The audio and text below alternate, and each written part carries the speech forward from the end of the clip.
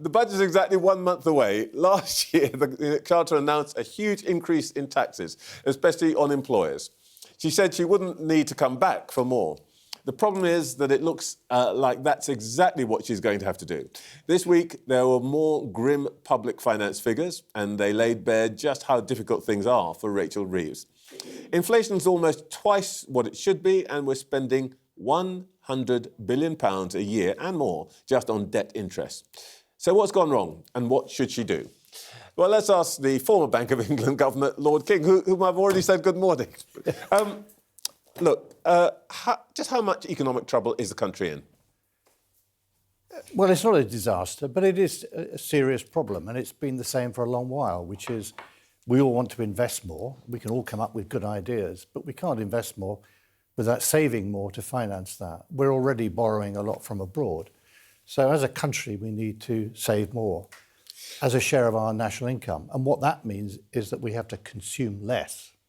Now, there are two ways of doing that. One is to encourage households, families to save more through savings and contributing to pension schemes. So the last thing you want to do is to tax or discriminate against those forms of savings. But the most immediate way in which you can ensure that the country's saving as a whole goes up is to reduce the government's budget deficit. And that is the big challenge. Just to get that clear, so one of the first messages you would like to send to the Chancellor is leave the ISAs alone. Well, there are technical issues about whether you want to give the same tax incentives to just cash investments or equity investments. Leave that to one side. The principle has to be to encourage savings. But I think the one piece of advice I would give is she should start the budget with a very clear and honest statement about the state of the nation, state of the economy. Don't blame people for what's happened in the past. It may get cheers on the floor of the House of Commons, but what people want to hear is what is the actual state of the nation. And then not to pretend that there is one set of measures you can announce and within a few weeks or months it all comes right. It doesn't. It takes a long time. Any measure to improve the economic performance of this country would take years before it really comes through. I don't think we should be pessimistic about it, because since the financial crisis, every advanced country in the world has seen a slowing of productivity growth, not just here, in every country. And now I think it's beginning to come back. So I think the medium to long-term outlook for growth is actually quite optimistic. But it won't happen next year or the next 2 years. And that is a challenge. But the fundamental problem is that just coming up with gimmicks or tinkering with the tax system, the OBR comes up with one number, which tells you by how much you have to raise taxes or cut spending. The only way to describe that is madness. This is based on an assessment of whether the ratio of our national debt to national income is going to be falling 4 years from now. Well, we have no idea. The idea that, if only you do 8.3 billion this year, that's it, is nonsense. It has to be something set in looking at a strategy for the Parliament as a whole. You can't determine public spending sensibly by having a change every 6 months when the OBR reports saying you better cut spending or raise taxes by this one number. The Chancellor has been rather more forthcoming about what's in her mind than Chancellors usually are. In the old days, Chancellors used to go away into a darkened room for however long, 6 months before a budget, and you couldn't get them interviewed, you couldn't talk to them and so on. This Chancellor's been talking a lot. So you will have heard some sense of what she has been saying. Can you discern a plan? No, I can't. And that's what worries me. And this is true across a wide range of government policies. There's plenty of scope for reforming the tax system. We haven't seen a Chancellor take a strategic look at the tax system for almost 40 years. It's been one kind of tinkering after another, and that's created a mess and excessively complex. So, take property taxation. So we read in the papers this morning that maybe there'll be a wealth tax on high-value properties.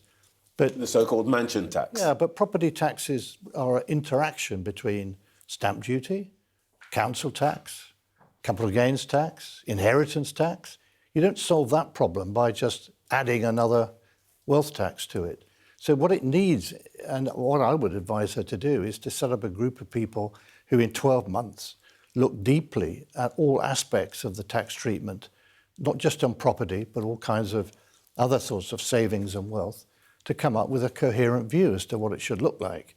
And that doesn't seem to happen. What happens is the OBR produces just before the budget a number, one number, and then they look round for, what ideas almost written on the back of a fact packet about how you can raise an extra few billion here or a few billion there.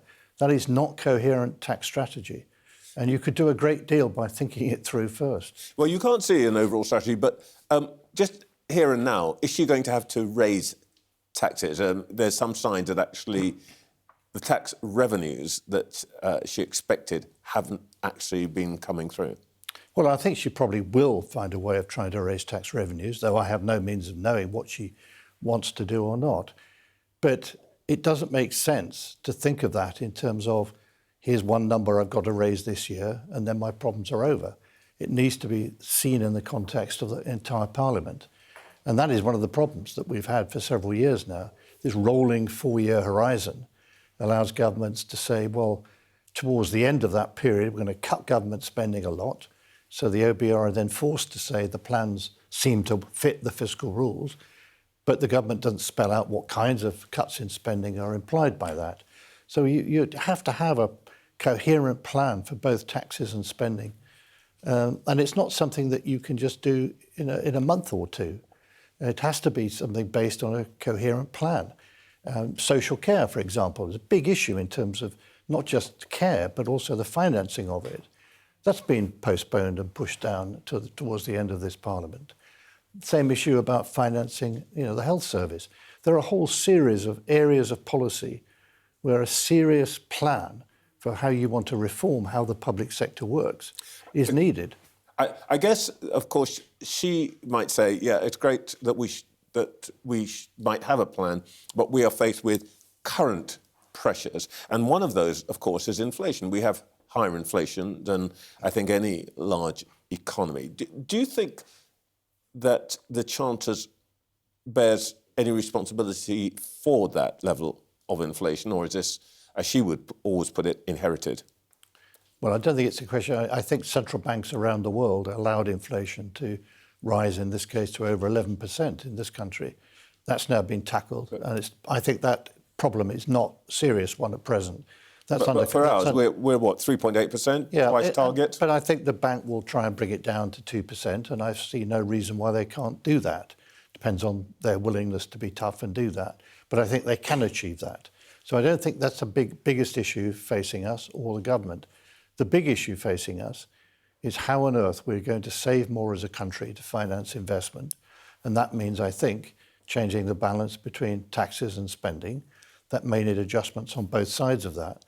But the way to do that is not to have an instinctive reaction to just one number that the OBR plucks out of the air, but actually to have a coherent strategy for both tax and spending. You would hope that an opposition party would have done that before being elected, but there doesn't seem to be a great deal of sign of that. I want to come back to the issue of spending in a second, but you've mentioned the OBR a couple of times now.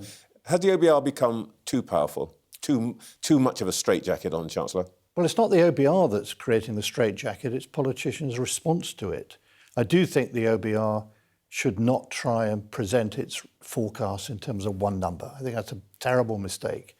Who knows where we're going to be in 4 years' time? This number they may come up with could be plus or minus 20 or 30 billion in either direction. What matters is it likely that the plans the government has for the rest of this Parliament means that by the end of the Parliament, the ratio of debt to national income will be falling? Because that's the key objective. We are, as individuals, you and I, we can't leave to our children a negative inheritance. But as a country, we are doing that to our children and grandchildren by building up the level of national debt. They're going to have to pay the debt. You've mentioned spending. Well, look, the government's made an attempt to cut, for example, welfare spending, the winter fuel allowance, reverse, talked a lot about different kinds of possibilities. The triple lock on pensions, which is the biggest single item in that column, seems to be untouchable. what are the prospects of, if you like, as you say, rebalancing spending, which implies cutting it, when it seems that there's nothing that can be cut? Well, what the Chancellor has to do is to make sure that taxes and spending are balanced. Now, if it's a political judgment to spend more on welfare and government spending overall, then taxes will have to go up by a lot more. And indeed, one of the things I think is slightly strange at present is the government has committed to spending a lot more on defence. We have no idea how that's going to be paid for.